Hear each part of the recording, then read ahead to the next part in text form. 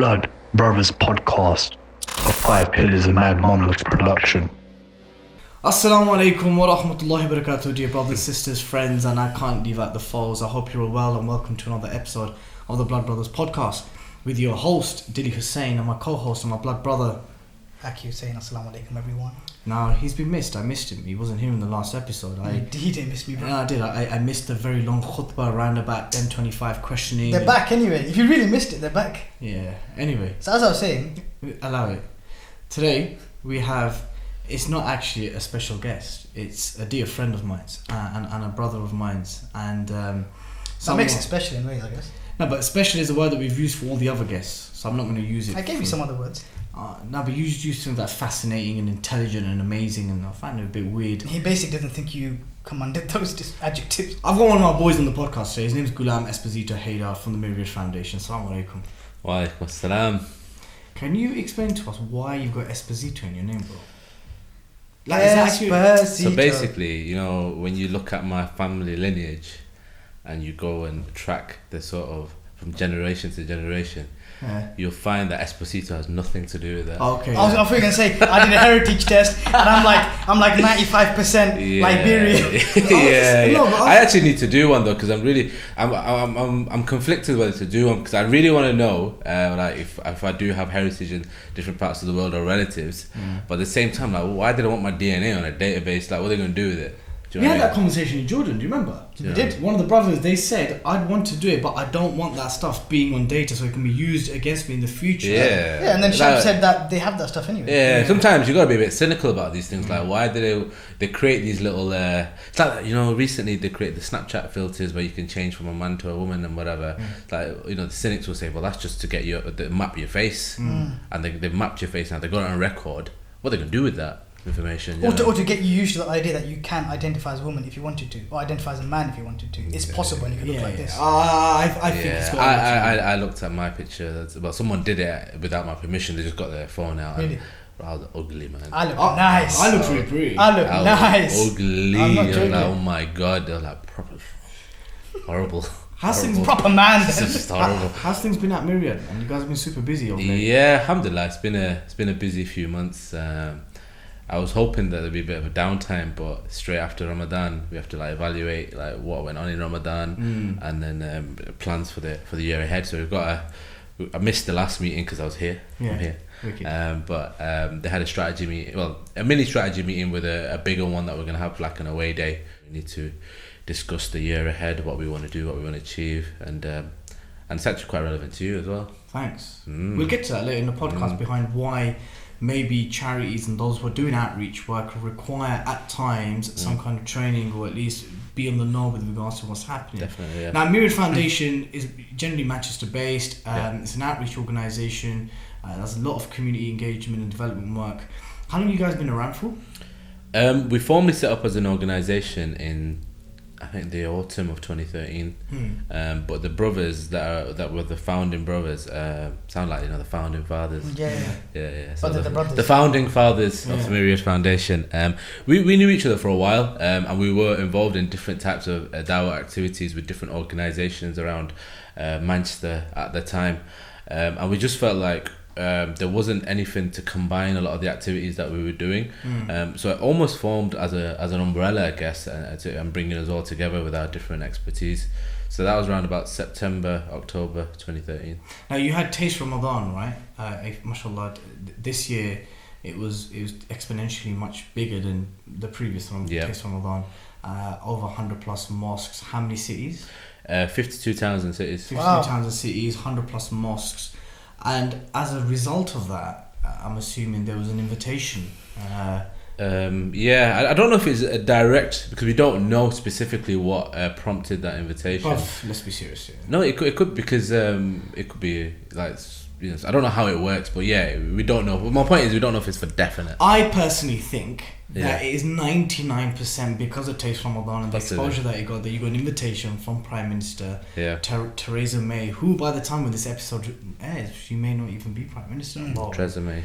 So the shampoo. And you guys declined has declined her invitation. Yeah. Why is that? How could you deny the dancing queen? Basically, what happened is, so it wasn't. It was a specific invitation for our chair, Ali. So it wasn't myself, and it wasn't like anyone from the Myriad Foundation. So they picked the chair, and Ali, being Ali, he looked to see what was on the menu.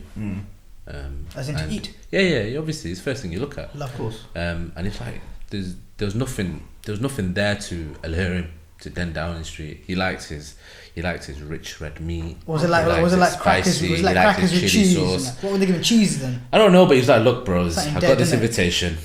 I looked at the menu. It's only 1 hour, 15 minutes, hour and a half.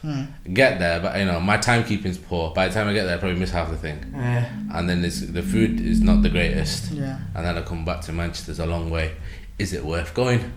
So we evaluated it on the basis of that, and we thought, you know what, it's not worth it. That's not true. Wow. Tell me the truth. Come on. You're telling me that Ali... That's like what some of us go through the conversations we have internally when it comes to wedding invitations. No, it's true. It's about this far, the food's going to be probably That's the last why one. on the basis of that we thought, it's not worth it, bro. It's like it's on a school day. He's a school teacher, he has to get some leave, and and it's very difficult for a teacher to get annual leave because they have so many holidays. Even if they've been summoned by the head of state. Yeah. Okay, so the primary reason... You weren't expecting that, were you? No. So the primary reason was the crap menu, but because you couldn't really publicise that, then you made this really fancy statement about meaningful engagement and principle. Yeah, I mean, you gotta look good, innit? Okay. You gotta look good, so Okay. we thought So we can't talk about the menu. Let's just make us some real politicised kind of ethical reason for not. Yes. No, alright. The truth is your food was dead, Yeah. but we can't tell you that. No, but 1 hour and a half for an Eid party, like 3 weeks after Eid or whatever. Come on, it's a bit ridiculous, isn't That it? is- Yeah, it's outrageous. people coming from all over the show, trade journeys. You gotta coordinate these things better. I'm telling you now, people would have put that date on their calendar and they would have dropped everything to Don't come get to tattooed in the forehead. No, so basically, Ali got the invitation, and when the invitation came through, he shared it with our shura, our sort of core group, and then he was like, "Look, I've got this invitation. I'll be honest, like he gave his gut instinct. I'm not fussed. I don't feel like going. Or what do you guys think?" So obviously, I was probably the first to comment on it as soon as I seen it. As right? Ghulam would. Yeah, I was like, brother, just gonna put it out there that I've cussed many man that have been touched to such a thing. Yeah. So if you were to go, you were to consider it, and it ended up that you were going, they'd have to take you out. Yeah. No holes barred, right? And he just started laughing. He's like, lol, and all these emoticons.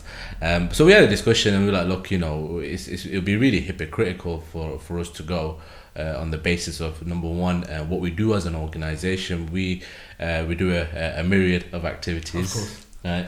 Absolutely intended. Yeah, exactly. I had no idea that's what you were doing. No, so a lot of our work is focused around. We look at as Muslims, we believe that whatever area you belong to, you look at what the prominent challenges to your community are, Sure. and to see whether you can have a possible solution towards that. And right now in today's society, austerity is one of the main issues, Of course. right? And it's from healthcare to how the elderly are treated, Yes. poverty, services, services, etc. everything, for sure. So we look at actually where can we have a bit of an impact on. So in Manchester, we set up a food bank network which comprises of a number of masajid that donate food to our food bank, and some Muslim businesses, and then the Muslim community, right? And we collect that food, and we have a food bank that operates twice a week. And alhamdulillah, we have service users from all faiths and none that come, and it's packed out, twice a week. We've got so many service users, and we're always running out of food. We always have to replenish that stock. And then we do a homeless outreach service, which is a 3-tiered service, an indoor service, which we partner with another organisation, and it's like a canteen area. We serve food, people come, and then they have access to showers and different services there. Sometimes they might have a mental health worker there, domestic abuse worker there, etc. We do a street kitchen, and then we go to shelters to drop off food. And then we do stuff with the elderly. We teach classes on IT tech, so how to use their phones, laptops, tablets, etc. Technical buddy. Yeah, my tech buddy is called. And we do, My Tech Buddy, yes. yeah, my tech buddy, and then we do something called my social buddy, where we send volunteers to spend time with the elderly in their homes or in their care homes, etc. Okay. So we do all that sort of stuff, and the reason why we do that is because of austerity, right? And then you've got a party that's predominantly responsible for that are inviting us to celebrate Eid with them. Yeah, it's outrageous. Yeah, it's just like, it's really hypocritical, right? It's amazing. Yeah, it's just like, you're the guys that are causing this mess, and then you're inviting us to celebrate Eid with you is a bit ridiculous, right? Yeah, it is ridiculous. And the second issue as well, and this is probably I feel quite passionate about privately, and the brothers, some of the brothers share it, probably not to the degree that I do, is that, you know, they're totally responsible for, well, not taking responsibility from other political parties, but Tories at the moment, you know, there's rampant Islamophobia. You know, some of their prominent MPs are responsible for saying outrageous stuff against Muslims, right? Sure. You got Michael Gove behind the Trojan horse scandal, right? And you got this party, and you got Theresa May when she was Home Secretary, all the different spearheaded the CTS Act. Yeah, exactly. So she's responsible for all this sort of state Islamophobia, and she wants to celebrate Eid with us. You know, it's like so it became a no-brainer for us, really, that on the basis of that we cannot accept your invitation. Now, we carefully worded the actual response to them, saying that it's not, you know, thank you for the invitation, and it means a lot in terms of having that recognition. Of course. However, you know, and we explained the reasons that, you know, why we cannot attend, but that doesn't mean that, you know, we're not happy to sit with you in a different context. This context here was a celebration, Of course. right? It's hoo-ha, you know, whatever, chill, take pictures, right? It's not to hold people to account. So we've got some people like, oh, you should have gone and held them to account, blah blah blah.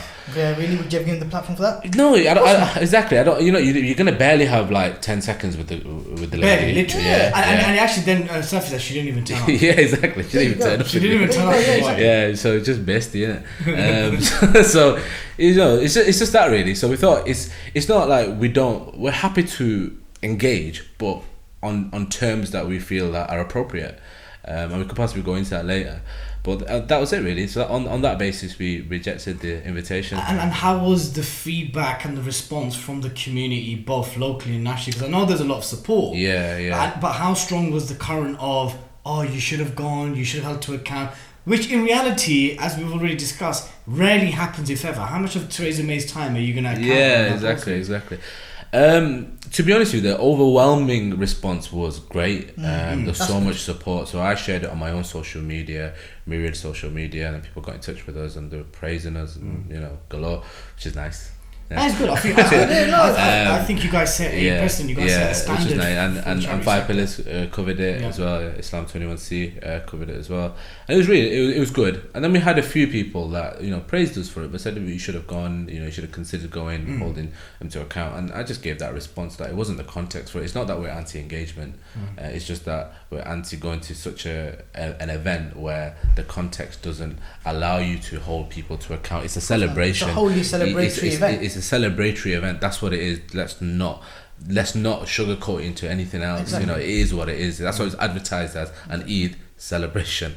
You know, so we're not going to celebrate with them on this basis. So how do you envisage meaningful engagement? Because a number of Muslim organisations, even those who are engaged in prevent, who are engaged in reformist and assimilation agendas, those who are engaged, those who have principled stances but then engage with the mainstream political system, everyone has this notion of engagement, right? And engagement, I believe, I don't even think you can live in a society, right, especially in a Western secular society, and be isolationist. But engagement means so many things to so many different people, and it's actually been used to justify a number of questionable, unethical and haram activities. How do you envisage meaningful engagement? What does that actually entail? So again, and you're gonna think this is a joke, but this is actually our baseline, right?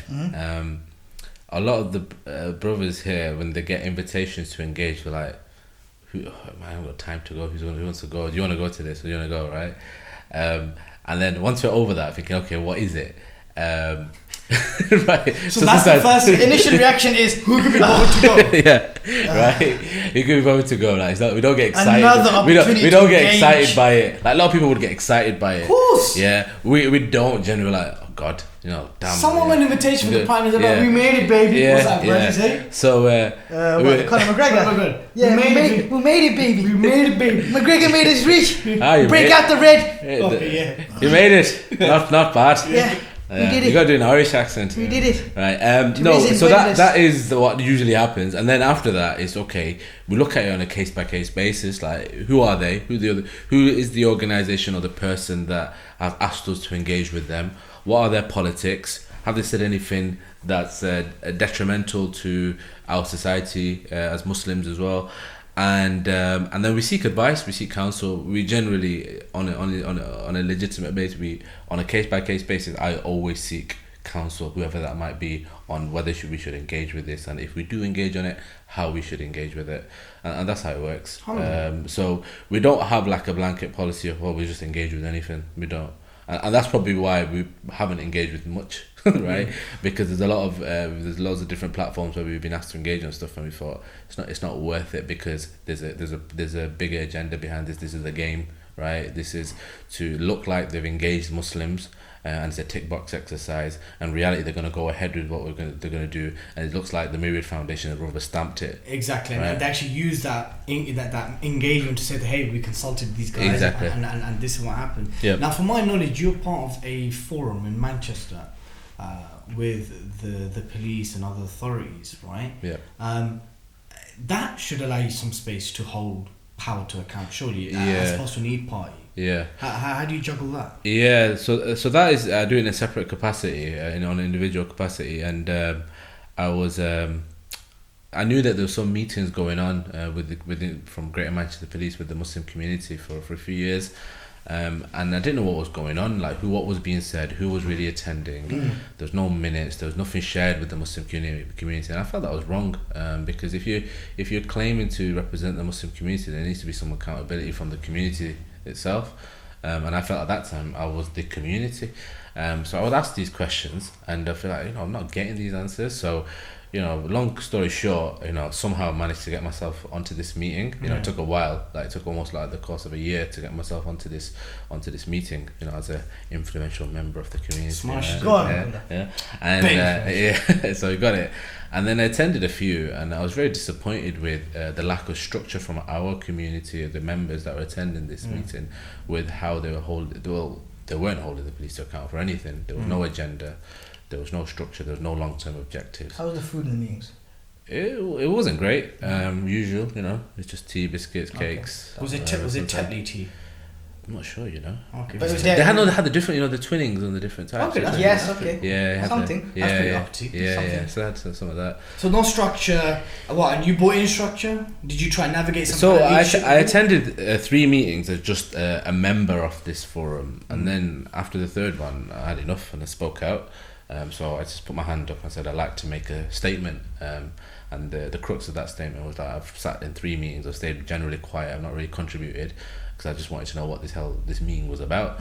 And from my observations, there doesn't seem to be any objectives. There's no agenda. There's no minutes. There's what we're trying to Bro, are achieve. you kidding me? Yeah. No agenda, no minutes. Generally, no. It was just to get together, yeah? Yeah, it's just people just getting together for some tea, biscuits. And were they just chat. talking about random stuff? And the police were. They'll bring up like Subjects. things that have happened in the last few. It's like firefighting. There's an Islamophobic incident here. What did you do? What happened? An explanation of that. And the police rep was like, no meetings, no agenda, no But minutes. the thing is, in defense of the police, this is the Muslim community's meeting. They have to control the agenda. They have to bring forth the God. sort of. But I'm sure the cynic in me would say the police probably didn't really mind. No, that's what I'm trying to say. Yeah. They must be like sick. Yeah. But Are there minutes and agendas now? Yeah. Thank God. So and then I sort of shot myself in the foot by making that statement, because I became the chair. Oh, smash it. Yeah. And that's why there is now agendas in minutes. Yeah, so they gave responsibility. No, but it's not me. What happened is, alhamdulillah, we've got a few people joined the group, and then we really decided that this is an important platform, and how are we going to use this platform, and how we're going to be like critical of the police, and how we're going to hold them to account on certain issues, and how we want results. So we decided on what our long-term objectives are in terms of reference, and then also was a meeting outside of that meeting. There's no pre-meetings between the group, like, so how are you gonna turn up? How are you gonna coordinate, and how are you gonna like discuss important matters? Is there a WhatsApp group now? Yeah, there's a WhatsApp group now. There's an email group now. There's terms of reference. There's stuff that we do. Yeah, so I've been doing that for about a year now, alhamdulillah, and we're getting there. It's not perfect. I sometimes battle with myself because I feel like am I being co-opted? That's a big thing. The allure of being part of something and given privilege and power and authority, responsibility, and is that a way to pacify you? So I'm always trying to battle with myself, and I seek a lot of outside counsel. It's good that you're conscious of that. I guess what I want to know is, have you received any criticism from the public or other influential Muslims who aren't a part of this forum for being a part of this forum, and especially being a chair? My wife. Oh yeah. Dr. Sadia Habib. Yeah, she guns me. Yeah, she's part of she's a big supporter in Manchester of the Northern Police Monitoring Committee, which are anti-engagement with the police and more. Fully anti-engagement. Yeah, and really critical of the police. Oh wow. And putting that pressure from the outside rather than engaging, and because they feel like their policies and the sort of way that the police act, probably not just locally but across the country. But are you addressing things like institutional racism? Yeah. Well, we're trying to, but her point is like, how much are you going to achieve? This is a whole co-option. It's better to build that power base and that resilience from the outside. And to be honest with you, I feel like that as well, but that's stuck between a rock and a hard place sometimes. So I have that sort of cognitive dissonance on this. Big up to Dr. Sadia. Big up. Yeah. Non-engagement. Yeah, she is quite critical of me being involved, and she understands as so well. are you pro non-engagement? No, I'm pro non-engagement with certain actors and certain players. Right? So what would you say in response to our good friend Ghulam? I would say that to take, and you're probably doing this already, is take the good advice of Sister Sadia, and continue engaging with on the level of coming close to nearly not engaging, meaning to put it on them or stick it on them to that level where you're practically always, every meeting is at the brink of we're considering not engaging until you fix up. But I mean, one of the things that I have spoken to a lot of people that are from that school of thought, and despite them being from that school of thought, they said you need to stay in, and like this is a good opportunity, and as long as you behave in such a way and take consultation and you speak to others and have an agenda and are transparent with the community what's going on with these meetings, then it should be okay. I also believe that when you said non-engagement, I think correct me if I'm wrong, Ghulam. So when Dr. Sadia and others or anyone who believes in non-engagement of specific institutions, they're talking about forums, events, and those kind of very formal events engaging. But I think, if I'm correct, there's nothing preventing us from meeting a police rep privately for a coffee and holding them to an account, or even on an informal cash. Yeah, but I think there needs to be transparency when there is a Muslim in the community who's doing that. Yeah. Because we know how powerful situation like that can be in a detrimental way. Someone can enter with good intentions situations like that, of course, and can exit after a number of months with a whole heap of dangerous ideas and plans that they felt at the time was mutually good for the community. This is also engagement. I know what I'm doing. I'm also keeping myself in check. I'm not a sellout. So this is why you have that. You have that. No, but that's why Ghulam. That's why it's good to have a chair like Ghulam. No. I'm saying this is why Ghulam said himself that he is conscious of whether he's being co-opted himself. He's always keeping yourself. But don't become a police agent in the community. Just hold it down, right? Yeah, and inshallah I won't. Inshallah, that's it. Never be that. But never be that. No, I mean that's worst case scenario, and then even like a lesser scenario is that you stop progress. So you're not necessarily doing anything harmful, but you stopped any positive change from being enacted. So you got to always be conscious of these things. So you got to consult people. You got to learn how these institutions work. I agree. There has to be a strategy to engage. And you can't just lock it off. And you got to learn from history as well. Of course, bro. I think you had some guests previously, Dr. Rizwan. Yeah, so the episode before. And they said, I believe they said something along the lines of you got to, you got to learn history and the social context and the sociology of all this, because that plays a big part in how these institutions work. and that's important. And I'm always learning. I'm not a social scientist. You know, I'm actually a scientist by background, right? But I like to delve into it a bit. Yeah. Do you ever proofread Dr. Sadia's works? Never. I've still not read her PhD. Oh god. I've still not read her books. Oh god. She's got another 2 books. Well, they are coming massive out. books though. No, but what I say to and her, really expensive as well. What I do say to her is like, I'm one of those that waits for the movie. Yeah. Standard. Yeah. And once she got a bit upset. She goes, "You've not read my stuff, etc." And then I pretty much like verbatim summarized her PhD and her book and her research, and she was quite impressed. Wow. Said, "I don't need to read it. I've lived it." Hey! Jeez. Love That's it. it. But look, okay, so before we get into structures and oppressive structures and maybe some of the challenges that you have trying to be that kind of middle ground between the masses, the community, and also rubbing shoulders and having close friends that are academics. Before we get into that, Taste Ramadan and the other outreach work that you do, right? Can I just be frank, bro? Are you doing this to humanize Muslims? It can appear like that, and I am aware that it can appear like that. But honestly, wallahi, I mean this. It's not. It's just our motto is that we're creating an opportunity for Muslims to be Muslims. We should be doing this anyway, regardless of whether we get positive PR, whether we see the fruits of our labour. Or no PR. Or no PR, right? That's it. If we get it, we're not going to say it's a bad thing. Yeah, of course. Right? It's good. And within the context of where we are in the UK at the moment, it's quite positive actually, because it can demystify and dispel myths. And I don't think there's a problem with that. But if we did it for that, that would be a problem. But you know there are organisations, without mentioning names, there are many organisations that do the kind of stuff that Myriad does week in, week out, have done for the last 5-6 years. They'll have sporadic moments of doing these things in a very flashbang way, purely for PR objectives. Do you think that's really ethical? No, because there's no longevity in what they do. They're not going to have any meaningful impact in the communities where they do these stuff. And I also feel it's disingenuous.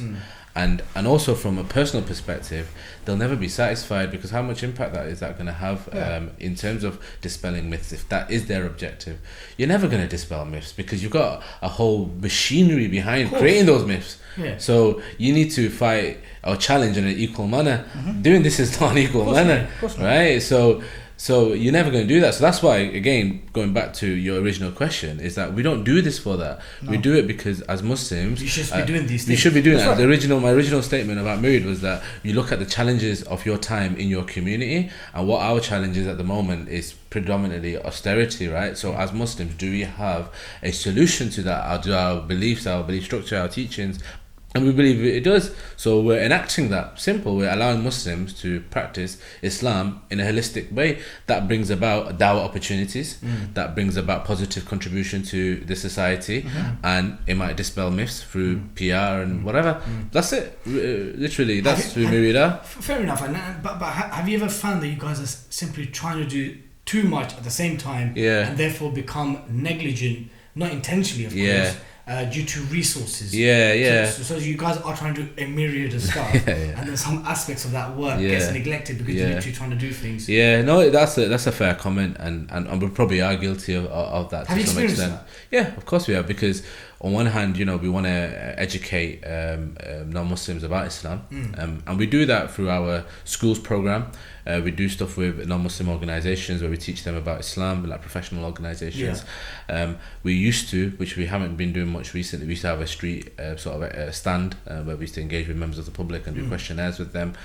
And we used to do courses, which we're going to be resuming again, which is predominantly aimed at converts, but a lot of new non-Muslims attend, and their parents of converts attend. That's wicked.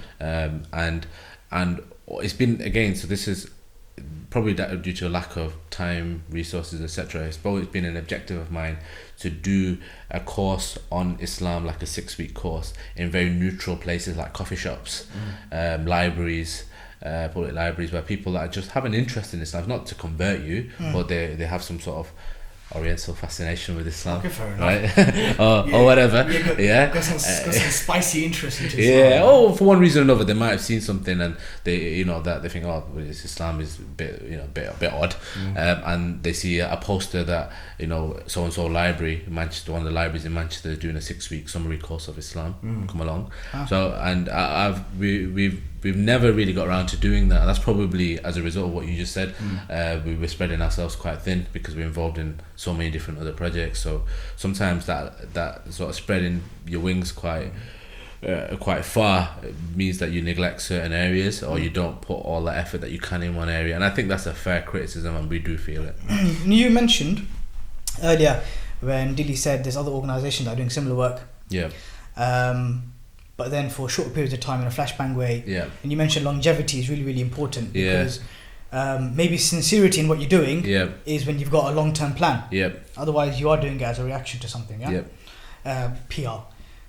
When you're doing so many different kind of things, my social buddy, my tech buddy, and all these other type of outreach activities, right? And you've got volunteers and stuff. How do you prevent boredom from amongst your volunteers? People that lack motivation, lose interest. Yeah.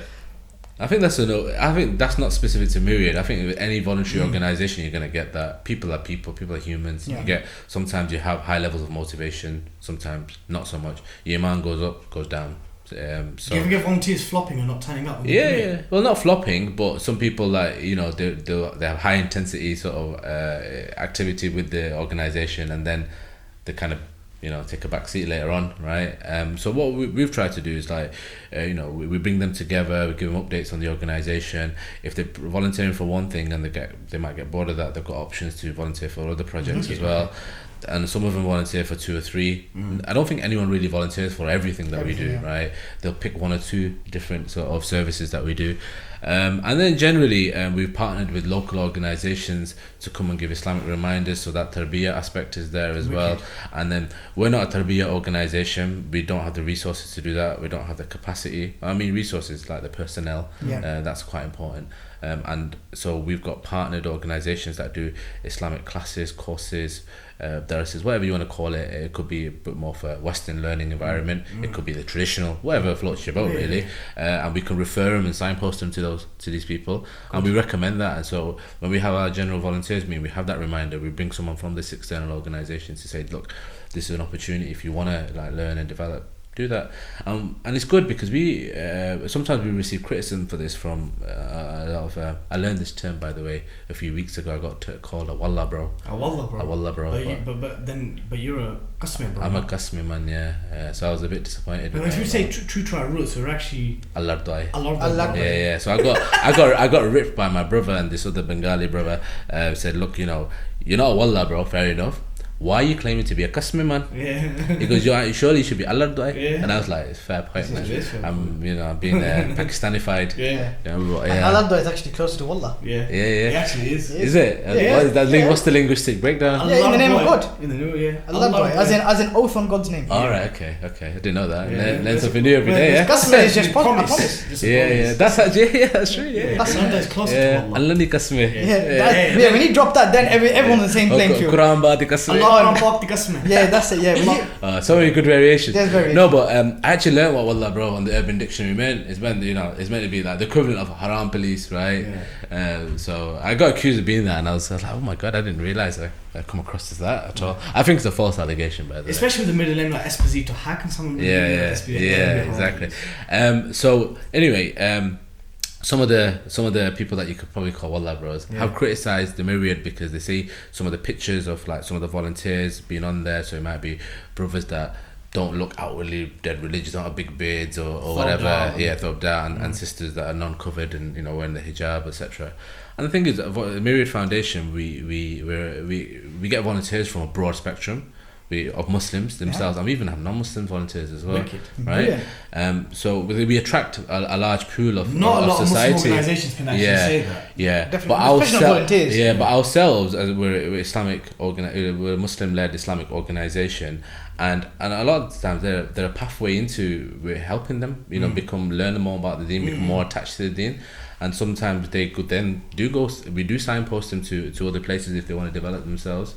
Sometimes I've had to like respond to these criticisms myself, saying, look, these people see Myriad as a safe space to volunteer. They're attracted to it. They're never going to come to your organisation, right? I mean, we've had this discussion about Muslim YouTubers and stuff like that. They're not going to go to some like scholarly organisation. They're attracted to what they feel attracted to, right? As YouTubers. Yeah. So I feel Myriad sometimes occupies that space where they feel like that's a safe space for them to enter, and then from there they might develop into, I don't know, Islamically, their tarbiyah, whatever it might be. They're on a journey and you're trying to facilitate that journey. Yeah, exactly. And I think that's really important. Like, some people got to understand the context where we are. Like, we've got so many challenges. A lot of Muslims are not confident with their deen, and their knowledge is probably not where it should be.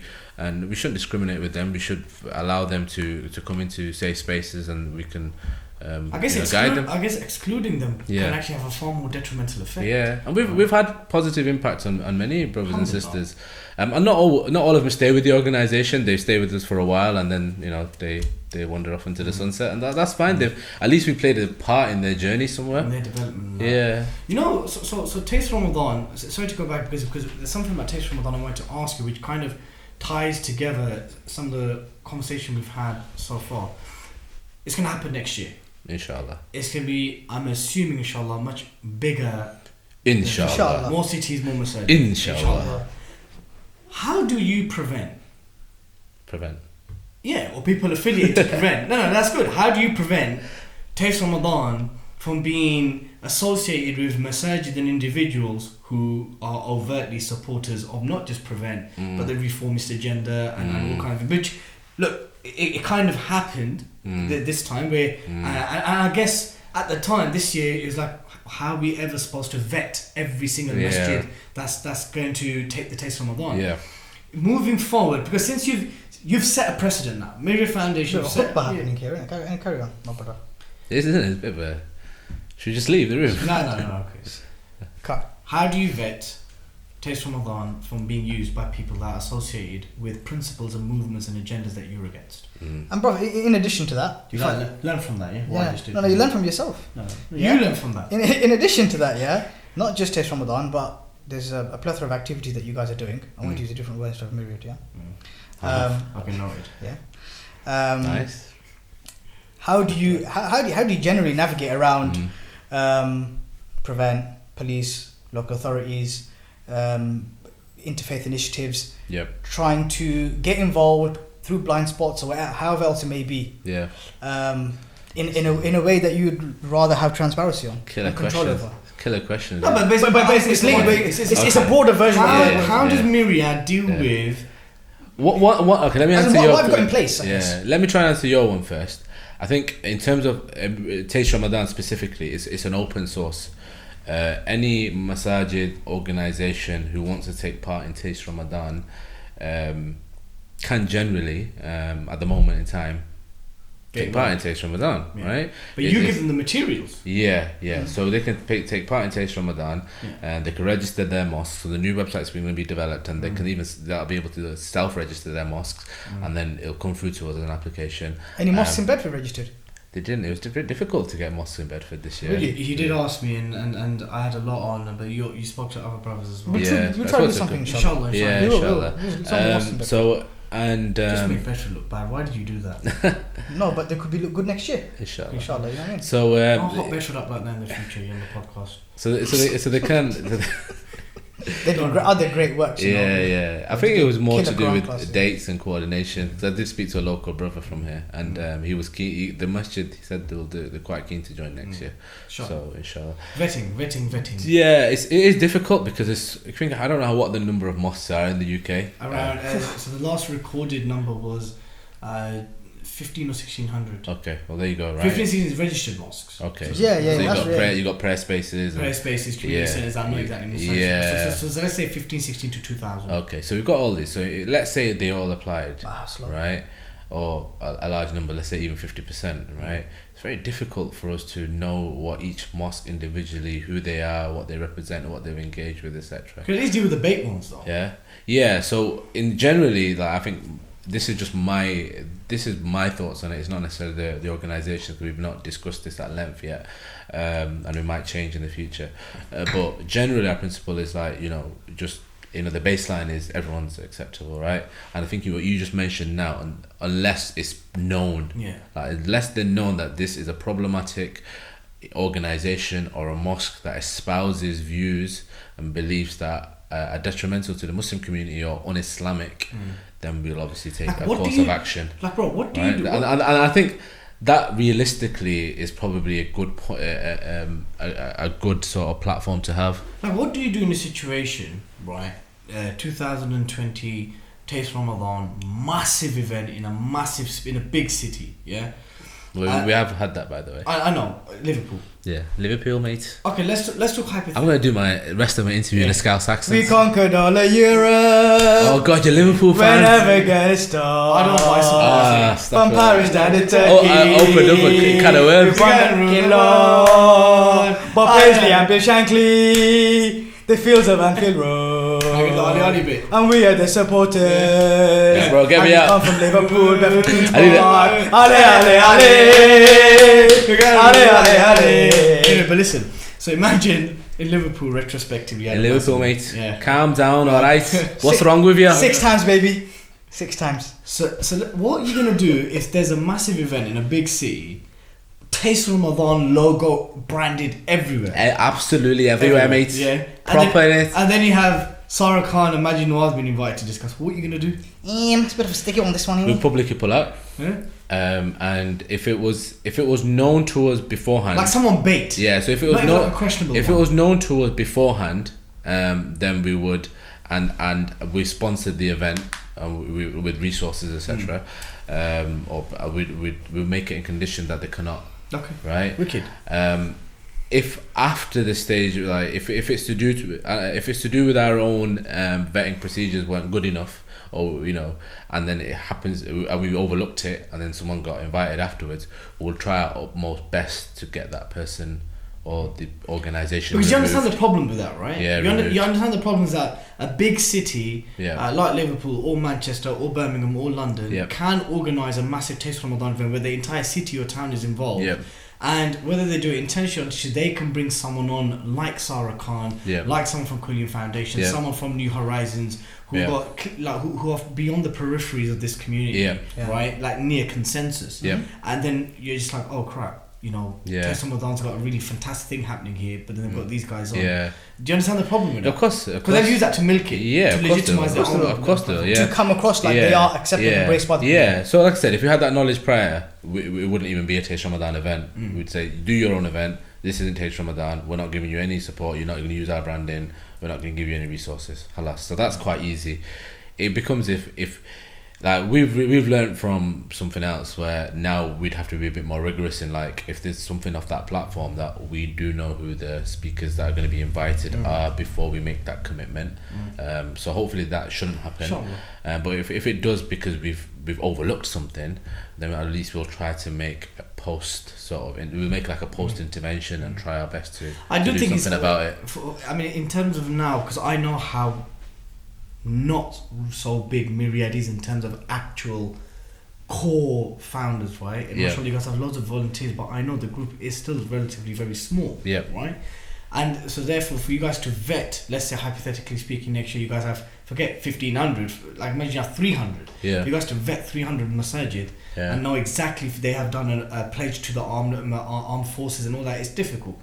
Really difficult. It is really difficult. I'm talking about the bait ones. But look, you specifically as an individual, I know you're my friend, and we've had many of these discussions. You're married to an academic. We have friends who are academics, and understanding these nuances of how oppressive structures and systems, the establishment, etc., legitimizes themselves. It requires a certain level of knowledge. Of course. How do you get that knowledge from academics who have a very, very deep understanding of how these things operate, how power operates, and then kind of make it and then disseminate it to the masses?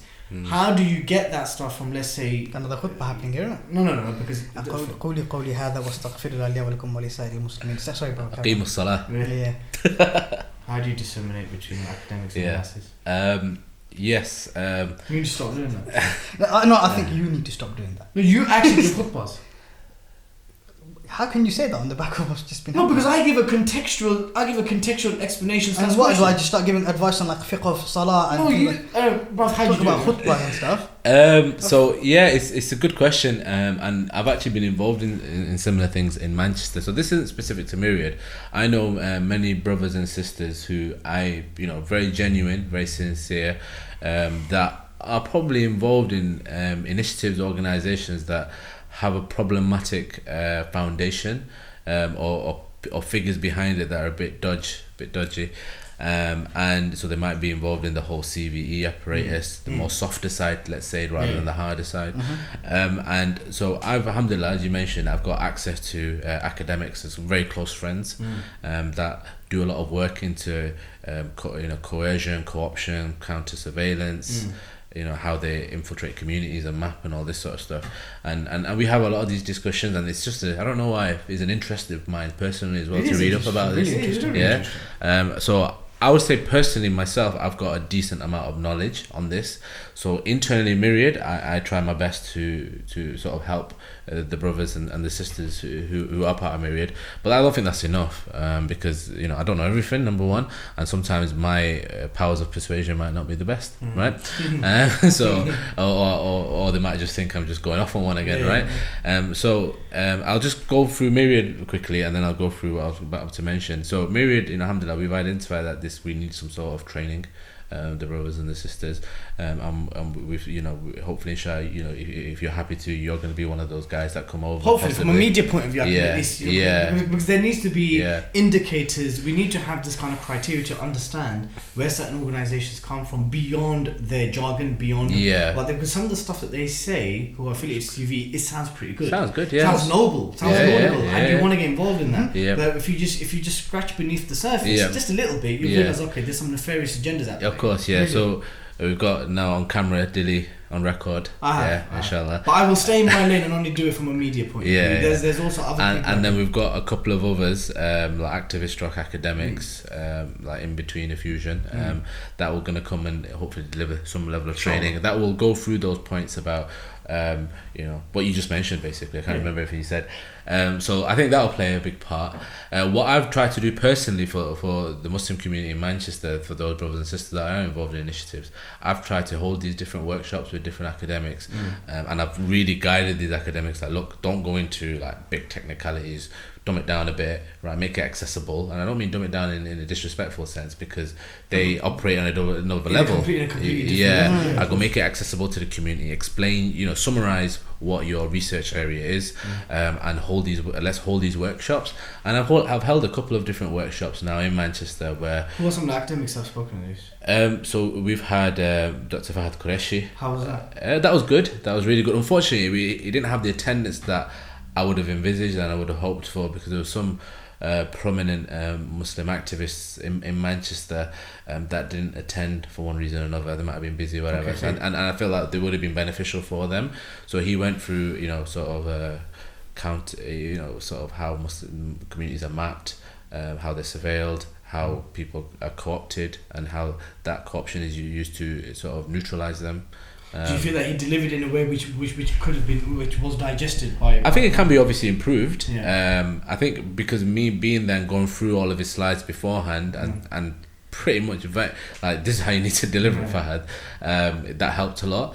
And we've had we're gonna hopefully, inshallah, develop. I've spoken to Riz Sabir, Dr. Riz Sabir. I've spoken to Dr. Asim Qureshi. Spoken to my wife, obviously, Sadia, and to Fahad, to develop a community curriculum, not just them, other people as well. Fantastic. A community curriculum, maybe one lesson or one session a month. To discuss things like structural Islamophobia, structural institutions, how structures work, etc. But I don't want it to be all academic or Muslim figures involved. Like people from a Muslim scholarly background as well, that understand politics and stuff. So there's an acknowledgement. Sorry to interrupt. So there is an acknowledgement, because in the previous episode we had Dr. Riz and Dr. Fahad both on. Yeah, it's a good episode. I enjoyed it. Yeah, and I was probing them a bit on just trying to get them to understand that, because there was a comment that Dr. Fahad made. He goes, GPs may save lives, but we change society. That's a big lofty statement, and there's truth in it. There's truth in that. If the masses understand and adopt your thinking. Yeah, that's If the issue. If they don't understand and adopt your thinking, you're not changing nothing. You're just in your... You're in those towers of yours, right? Which I don't think Riz and Fahad are at all. Not at all. They're immersed in the community. Yeah, but I think what he meant was, broadly speaking, people in his position that... Broadly speaking, yeah. Okay, of course. but it is. But do you feel like there is this disconnect between the very good work that academics are doing, especially Muslim academics in the fields of CVE and Islamophobia and racism, and the masses who are actually affected by these things every day? Yeah. So to give you a specific example of that, do you remember when Cage did the ERG 22 plus report? Yes. So that was like the third or fourth report that they had on Prevent. And I remember I spoke to Asim and I spoke to a couple of guys from Cage, and I said, it's all great you having these reports, they're just on your website, you know, people to download them. How is it accessible to the community? How are they going to understand what this actually means? So I arranged for him and others to a conference on Prevent, and I had about 8 speakers.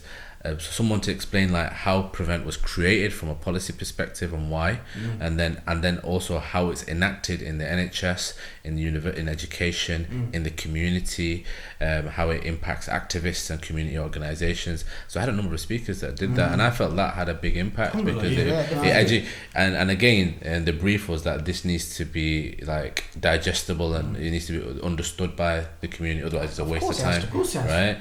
And again, I'm not saying that's we've done our job, because there's so much more to do, and hopefully, inshallah, I don't know when this will come about, but it's a real intention of mine to be a facilitator, not a contributor necessarily, to this community curriculum, and if I can play a part in being able to deliver that and make it accessible for the Muslim community in Manchester to begin with, at least, that could be rolled out anywhere. And I think that, keep us posted, bro. Yeah, we'll do, and I'm sure you'll be a contributor as well. Inshallah. So I think that's really important. I find there's massive value. You know, I have friends in the local area, in Bedford, in Luton, and other parts of where I'm from, and they're lots of like brothers who are working Muslims.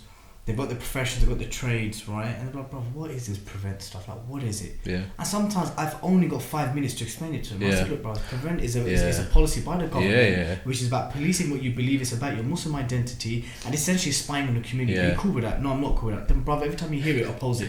And sometimes it just requires that. Yeah, exactly. You're not here. For sure. And of course, I'm not doing justice to what it really is. But that's all I've got. I've got 5 minutes to explain it to this guy. I'll give you a good example of that. So I hope you won't mind, and I hope I don't lose out at home as a result of this. But my wife sometimes, like, how can you someone says, what's Prevent? Like a lay member of the community. Like, how could you not know what Prevent is? I'm like, tone it down. Not everyone knows you. Just because you're in a position of like knowing what this, you have this knowledge, and you probably have a lot more knowledge than even like myself and others. That doesn't mean everyone. You make this assumption that everyone should know about it. Most Muslims probably don't know about it. I mean, a lot more people know about it now, but there's still a lot of people that don't know. Of course, right? So I would say and I think sometimes most are familiar with the term, but they're just so lost because they know that there is an opposition from the Muslim community to it, but they can't feel that opposition. But that's now. That's now. But like there were years. Oh yeah. Before then, 2008, 2009. Of course, right. I remember reading about it in 2008, and I had no idea. It was called PVE then, wasn't it? PVE. Yeah, PVE.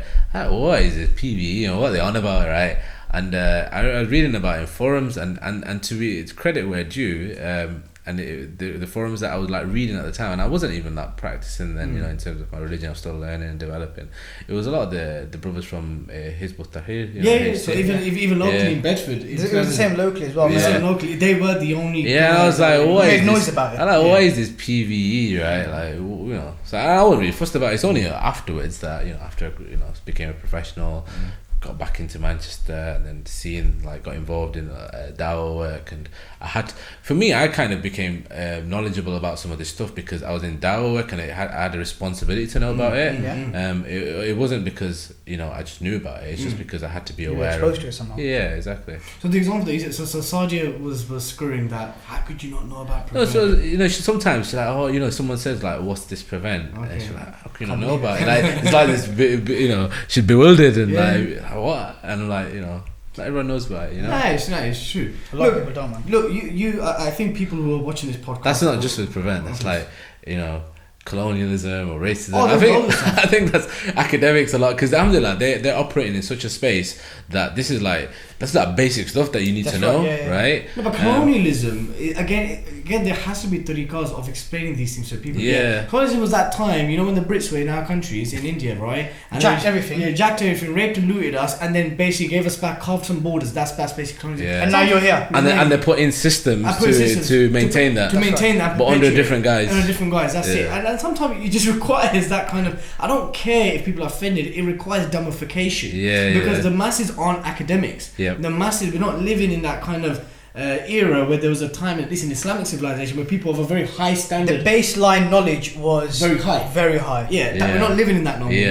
We've got to be realistic, aren't we? Living in a bite-sized era. Bite-sized era, social media, couple of minute videos. People can't even bother to watch 5-10 minute videos now. So how many people want to watch this? Many. Many people. I'm back in the podcast now. Many people will watch it. So share it, disseminate it, everything. Spam it. Yeah. But so look, I think sponsor it. Okay, no, I'm not sure about. Would you fund the sponsor though? But look, listen. Put yourself right. Oh man, seriously. Myriad needs to boost the post, innit? We're very broke at the moment. Look, I think people who are going to watch this podcast or listen to it, I think they'll inshallah get the understanding that Myriad have kind of set a precedent, and a very fantastic one, at least for the Muslim charity sector, right? What would your advice be to those in the Muslim charity sector, and generally the Muslim field, like when it comes to things like engagement with the authorities, prevent, understanding institutional Islamophobia? What's your advice? Because, bro, and I know, again, we're not going to sometimes I name drop on the podcast.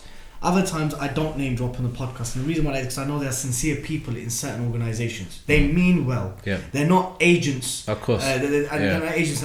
What's your advice? What's your advice for those who will happily trip over themselves to be at Downing Street and get honoured from the Queen and not knowing? Just have that attention. Yeah. What's your advice? Queen's parties, huh? Yeah, Queen's parties and all of that. What's your advice? Got tea with the Queen. I think it goes back to, we have a responsibility to be able to deliver something to them almost as a preventative measure, right? And I think that community cost might be something that fills that. But in the absence of that, I think the general advice is that you've got to seek advice on these things, right? You don't just, when things come to you and opportunities come to you, your first reaction shouldn't be, this is great, I'm going to respond straight away. Have filters. But they probably do seek advice, but the people that are seeking advice are also of that thinking. And then they fall into this quagmire, which is you're asking me to seek advice and get good advice from people that have been experienced and in the field before I have. And now I'm done that, and I landed on the same opinion, which is carry on doing what I'm doing. Because that's a big thing you lot did. And then before you know, you have a network of people that are, it's an echo chamber of this is. Wallahi, but I don't think, maybe you guys do, I don't think external, because obviously as a news outlet we were monitoring the responses to Myriad putting out. I mean, I was in Jordan at the time, and I was still following it very closely. It wasn't much. It was a lad's holiday. Not sponsored by 5 Pillars, just to clarify. But you made some 5 Pillars videos. I did. So you Masha, Roshan, that's so 5 Pillars could have subsidised it. retrospectively. I've done this now. Roshan. We know how this works. The game works. No. Yeah, Jordan was brilliant. When I got travels, Roshan just said, look, make videos and vlogs, and I just on a tangent. I know it's nothing to do with what we're discussing. I really enjoyed those videos. Thanks, and I shared them on I'm on a part of a history WhatsApp group with all these history buffs, right? And I love to learn, but I've got nothing to contribute, right? Unfortunately, right? And so we talk about all these historic places and countries and the history of those places. So I didn't know all this stuff about Jordan. I obviously knew about Petra, but didn't know about possibly the Lut alayhi salam, the cave of the and the people, the cave. Tree. So and there's loads that we didn't see. We didn't see. So guys, in case you want to see those videos, go to 5 Pillars and you see my Jordan vlogs there. Yeah, so I shared them, and people are, this is really good. So hopefully, inshallah, that's another place I'm going to be visiting. But whilst there, I was following the whole Myriad stuff. Don't spend too much time in Amman.